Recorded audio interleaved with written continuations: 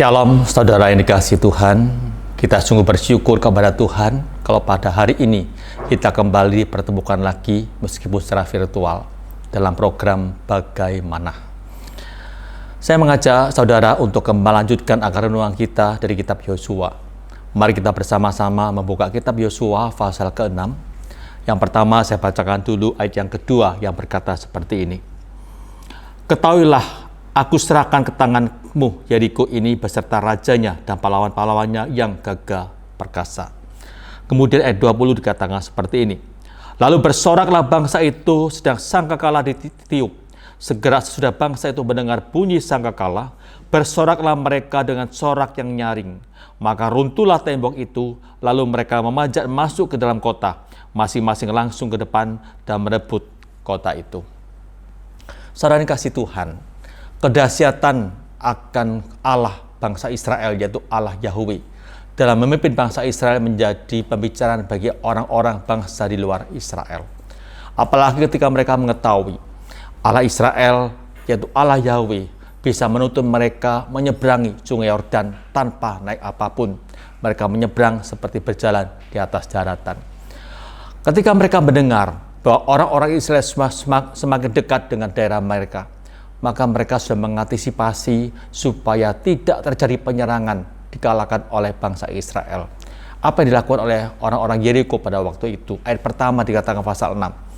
Bangsa Yeriko menutup rapat-rapat pintu gerbang dari tembok benteng mereka dengan tujuan supaya bangsa Israel tidak berhasil mengalahkan atau menghancurkan negara mereka.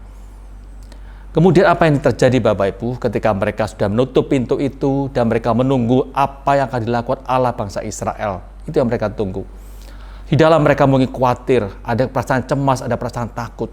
Dan mereka mungkin berpikir, para pemimpin dan juga orang rakyat pada waktu itu, kira-kira kedahsyatan apa lagi yang akan dilakukan oleh Allah bangsa Israel. Tapi ketika mereka melihat apa yang dilakukan oleh bangsa Israel, mereka mungkin merasa geli juga. Dan mungkin ketakutan mereka mulai mereda juga ketika mereka melihat orang-orang Israel berjalan mengelilingi kota Yeriko mereka. Yaitu ada 7 imam di depannya, kemudian ada juga tabut perjanjian dibawa dipikul.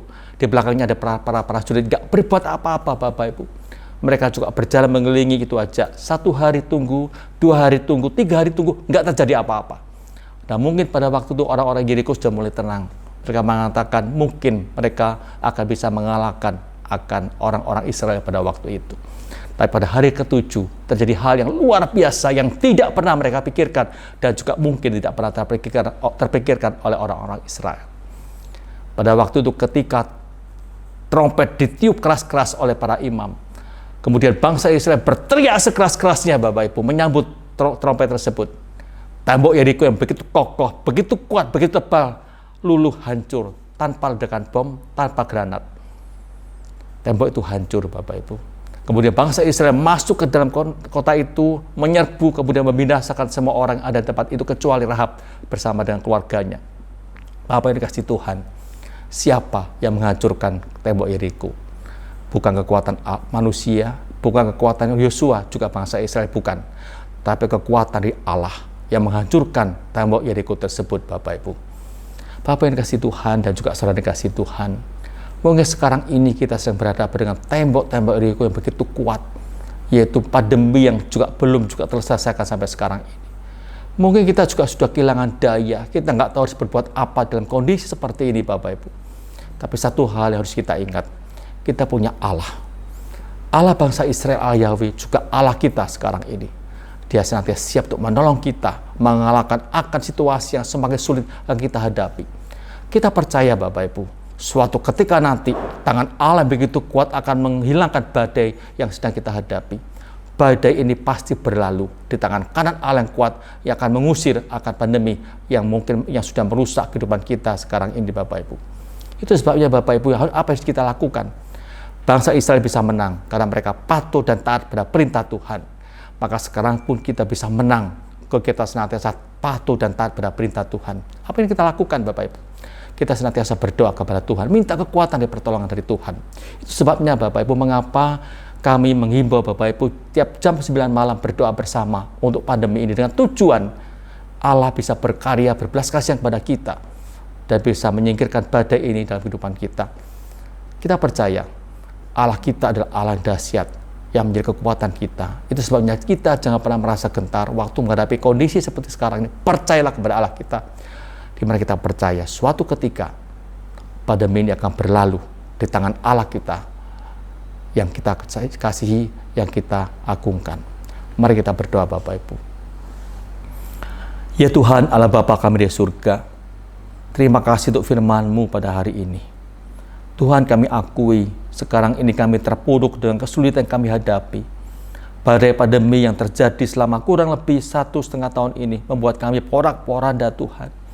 Kami kehilangan keluarga kami kehilangan pekerjaan kami, usaha kami juga bangkrut, banyak hal yang terjadi dalam kehidupan kami yang tidak pernah kami pikirkan sebelumnya. Tuhan, kami tidak tahu apa harus kami lakukan menghadapi tembok yang begitu kuat, yaitu pandemi COVID-19 ini. Namun kalau kami boleh belajar dari orang-orang Israel, di mana mereka bisa mengalahkan tembok Yeriko tanpa mereka berbuat apa-apa, karena Engkau yang turun tangan untuk bisa menolongnya. Biarlah kami juga belajar taat pada perintah-Mu Tuhan, berharap pada perintah-Mu, berharap pada kekuatan-Mu, karena kami percaya kekuatan-Mu mampu untuk bisa mengalahkan badai pandemi ini. Apa yang tidak mungkin bagi manusia, di hadapan-Mu segala sesuatu mungkin Tuhan. Terima kasih Tuhan. Dalam nama Tuhan Yesus kami berdoa. Amin.